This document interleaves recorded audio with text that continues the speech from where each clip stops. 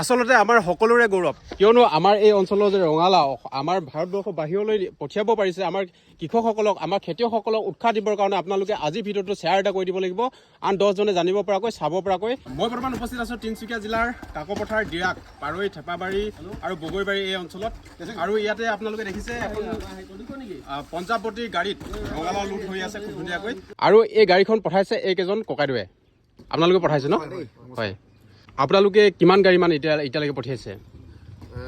আজি আচলতে ক'ব গ'লে নেপাললৈ আমি প্ৰথমখন এইখন আজি যাবলৈ আমি ৰেডি কৰি ৰাখিছোঁ। এতিয়া আৰু যথেষ্টখিনি লোড কৰিবলগীয়া আছে আৰু বিশেষকৈ নাই, তথাপিও হৈ যাবগৈ। এইখন আজি প্ৰথম যাব, তাৰপিছত অনাগত দিনত আৰু আহিবলগীয়া যিখিনি ৰঙালাও পকা আছে সেইখিনি আমি পঠাবলৈ চেষ্টা কৰি আছোঁ। হয়, ইয়াৰ আগতে আপোনালোকে আৰু বেলেগ ক'ৰবাত পঠিয়াইছে নেকি? ক'ত পঠাইছে? এনে নগাঁও, যোৰহাট, গোলাঘাট, কলকাতা এইবিলাক পঠিয়াই থকা হৈছে আগতে। হয়, খালি এখন ভাৰতৰ বাহিৰলৈ এখন প্ৰথমখন যাব আমাৰ। মানে আচলতে ভাৰতবৰ্ষৰ আমি বিভিন্ন ঠাইলৈ পঠাই আছোঁ, যিহেতু আপোনাৰ কলিকতা গৈ আছে, উৰিষ্যা গৈছে, আপোনাৰ মহাৰাষ্ট্ৰ গৈ আছে, UP গৈ আছে, দিল্লী গৈ আছে, সেনেকুৱাকৈ যথেষ্টখিনি প্ৰায় গৈয়ে থাকে। আজি কিন্তু এইখন যিহেতু ভাৰতবৰ্ষৰ বাহিৰলৈ পঠিয়াব পাৰে, আমিও নিজে সুখী হৈছোঁ আৰু ৰাইজকো আমি ধৰক খেতিয়কবিলাকো আমি এইটোৱে মেছেজ দিব বিচাৰিছোঁ, আপোনালোকে খেতি কৰক, যদি ভালকৈ প্ৰডাকশ্যন হয় আপোনালোকৰ বাহিৰলৈ আমি যিমানেই পাৰোঁ চেষ্টা কৰিম দিব।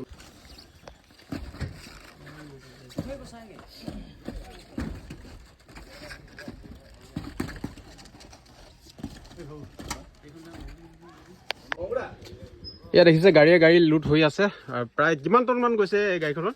30 টন গৈছে। 30 টন গৈছে। 30 টন মাল আজি ওলাই যাব ইয়াৰ পৰা। এইফালে এখন লোড হৈছে নেকি? অঁ, আৰু আহিবলগীয়া আছে। আৰু আহিবলগীয়া আছে ন?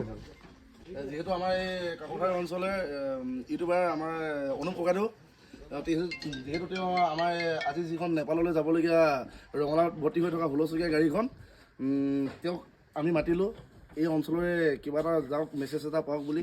তাৰপিছত সেইটো কাৰণে তেওঁকো আমি গামোচাখন পিন্ধাবলৈ আমাৰ ইয়াৰে কৃষক তথা ব্যৱসায়ী ধৰ্মেন্দ্ৰ বৰুৱা ককাইদেউক তেওঁক গামোচা পিন্ধাবলৈ অনুৰোধ জনালোঁ।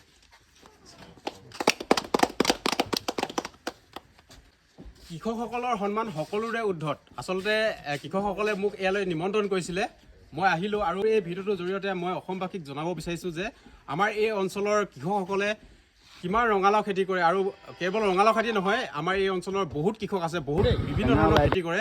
আৰু আমাৰ যে আটাইতকৈ ভাল লগা কথাটো হৈছে কি, আমাৰ এই অসমৰ তথা এই কাকপথাৰ, ডিৰাক এই অঞ্চলৰ খেতিয়কসকলৰ ৰঙালাও খেতি ভাৰতবৰ্ষৰ বাহিৰলৈ গৈছে, নেপাল, কাঠমাণ্ডু গৈছে। গতিকে আজি ভিডিঅ'টো আপোনালোকৰ পৰা শ্বেয়াৰ এটা বিচাৰিম, যাতে আমাৰ এই কৃষকসকলক আপোনালোকে উৎসাহ দিয়ে এটা শ্বেয়াৰ কৰি আজি ভিডিঅ'টো। আৰু এবছৰ বা দুবছৰ খেতি কৰাজনক কেতিয়াও কৃষক বা খেতিয়ক নকয়। এই ককাইদেউজনে কৰি আহিছে বছৰে বছৰে ৰঙালাও খেতি। আপোনালোকে দেখিছে এই ৰঙালাওবোৰ লাগিছে, প্ৰতিটো গাঁঠিৰ প্ৰতি লাগিছে এফালে ৰঙালাও। আপোনালোকে দেখিব পাৰিছে এখন বৃহৎ ডাঙৰ ৰঙালাও বাৰীত আহিছোঁ। ককাইদেউ, প্ৰথমে আপোনাৰ ভাল নামটো? ধৰ্মেন্দ্ৰ বৰুৱা। ধৰ্মেন্দ্ৰ বৰুৱা, হয়। ধৰ্মেন্দ্ৰ বৰুৱা ককাইদেউ বাৰীলৈ আহিছোঁ। আজি ৰঙালাওৰ বিষয়ে আপোনালোকক অকণমান জনাবৰ কাৰণে চেষ্টা কৰিম।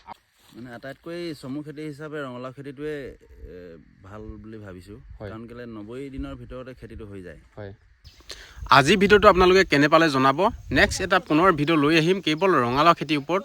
এই কৃষকসকলে কোন জাতৰ ৰঙালাও খেতি কৰিছে আৰু কৃষকসকলে ৰঙালাও খেতি কেনেদৰে স্বাৱলম্বী হৈছে এই বিষয়ে আপোনালোকক জনাবৰ কাৰণে চেষ্টা কৰিম। আৰু কিমান বিঘাই ৰঙালাও খেতি কৰিছে তাকো জনাম। আজি ভিডিঅ'টো ইমানতে সামৰণি মাৰিছোঁ। অন্য এটা ভিডিঅ'ত সকলোকে পুনৰ লগ পাম। ধন্যবাদ। জয় অসম।